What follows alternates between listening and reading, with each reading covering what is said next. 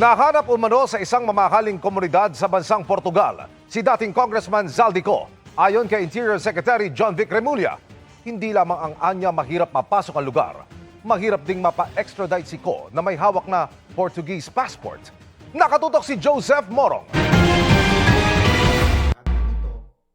Bukas ang Malacanang kung gusto makapagnegosasyon ni dating House Appropriations Committee Chairman Zaldico tulad ng sinabi ni Interior Secretary John Vic Remulla na may mga emisaryo umano na nagpahatid ng mga feelers galing kay Ko. Pero ipinauubaya na ito ng Malacanang sa Ombudsman. Si Ko ay isa sa mga akusado sa 289 million pesos na ghost flood control project sa Nawan Oriental, Mindoro na dinidinig na sa Sandigan Bayan ngayon. Ang sabi naman din po, even before ng Ombudsman na ang lahat ng proteksyon na kailangan niya ay ibibigay. At kung ito po ay makakatulong para malaman natin ang katotohanan, ang gobyerno po, ang pamahalaan ay open po para malaman kung ano ang kanyang sasabihin. Pero paano kung mismong sa Malacanang gusto makapag-usap ni Ko? Wala pa po naman siyang binibigyan na suggestion na siya ay makikipag-usap sa Pangulo o sa administrasyon. Hintayin po muna natin kung ano yung kanyang itutugon.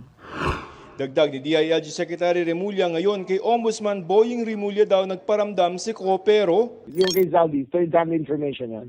Kaibigan ng kaibigan. So it's actually, ang value niya is on the Marites level. no comment naman si Ombudsman Boying Remulla nang tanong namin siya tungkol dito. Ayon sa abogado ni dating Congressman Zaldico, kung meron daw mga feelers galing sa kanyang kliyente ay hindi raw ito otorisado. Sabi ni Atty. Rui Rondain, sa pagkakaalam niya, siya lamang ang otorisado magsalita para kay Ko at wala pa siyang anumang ipinarating na ganito. Kung totoo man o hindi raw ang umano'y pagpaparamdam ni Ko, sabi naman ng DOJ, kung ikaw ay mangangako na o makikipag-ugnayan, 'di ba? Sana totohanin mo. 'Yun ang gusto natin kasi magbibigay ng kalinawan 'yan sa mga investigasyon na ginagawa natin. bukod sa kaso sa Sandigan Bayan, may reklamo ring plunder sa DOJ na inihain ng National Bureau of Investigation o NBI laban kay Ko. Pero kahit wala naman daw paramdam si Ko, sinusubukan na ng gobyerno na kunin siya. Nakikipag-ugnayan na raw ang NBI sa Interpol para makapaglabas ng red notice laban kay Ko. Para makonstrict po yung travel ni former Congressman Zaldico, napakansila na rin po yung kanyang Philippine passport, no? Para, kumbaga, hindi siya basta-basta makabiyahe. Ayon sa DILG, nakita na nila si Ko sa Portugal na nakatira daw sa isang mamahaling komunidad. Hindi lang pwede pumasok parang Forbes Park. Parang Forbes Park eh. Pero hindi rin siya lumalabas ha. Ando doon yung operatives natin. Hindi ko makain sa labas eh.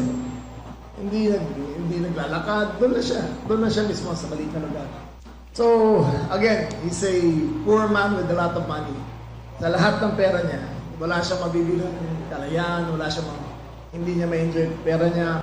Pero nahihirapan ang pamahalaan na mapa-extradite siya kung sakali, lalo pat meron naman ng Portuguese passport si Ko, 10 taon na ang nakakaraan. Ang batas nila, if the offense was committed before the granting of the passport, pwede nilang ipadala pwede siyang extradite. But kung hawak din na yung passport at nakumit niya yung offense, ay hindi nila i-extradite. As of our information, 10 years ago pa lang may passport na siya. So, naghahanap kami ng kaso ngayon na 10 years older para yun ang ipapile namin sa kanya. Para sa GMA Integrated News, Joseph Morong, nakatutok 24 oras.